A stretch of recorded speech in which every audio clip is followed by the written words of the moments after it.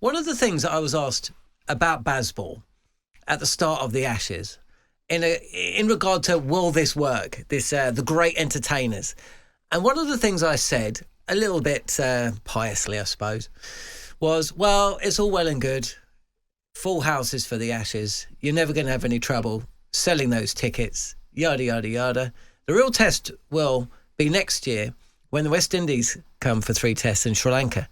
Well, hey presto, because ticket sales are through the roof. So fair play to Ben Stokes and the great entertainers, because it seems to have worked. You know, ticket sales have been very sluggish, even for Test cricket, partly because of the speed of the game and people don't like to buy tickets a day 4 and 5 anymore. But essentially, my overriding thought is, get your money on an England player breaking the world record for a innings. That's what I think. I think England are going to go out there, and I wouldn't be surprised if Harry Brooks scores 402. I really wouldn't. Especially when you look at the West Indies squad going to Australia. Well, exactly. If you look at with credit to West Indies, they always play well against England. They beat England in a Test match. Ben Stokes was captain, wasn't he?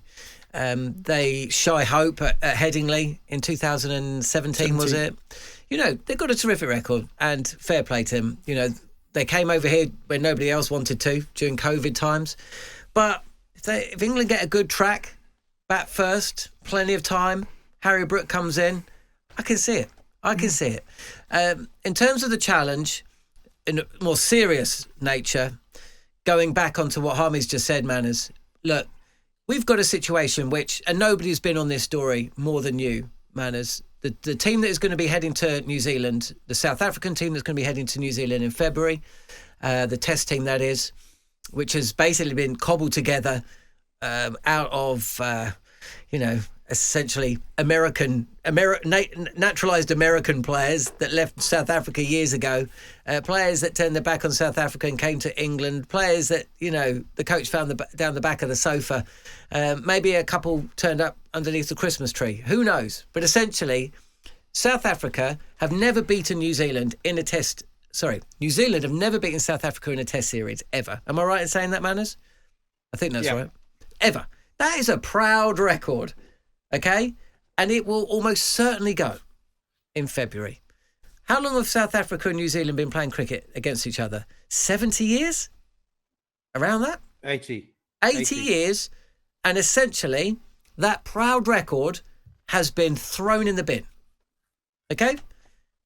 Now, we have a situation where the West Indies are going to be heading to Australia, of all places.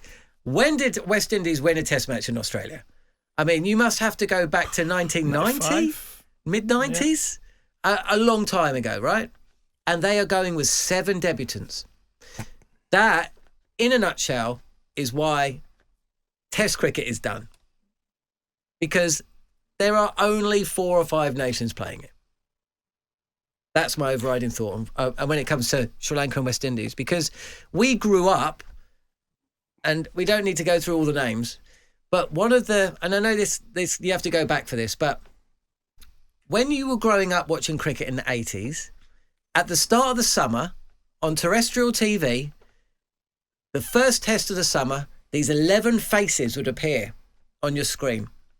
And you might know 1 or 2 of them, but you'd never seen these faces before, okay?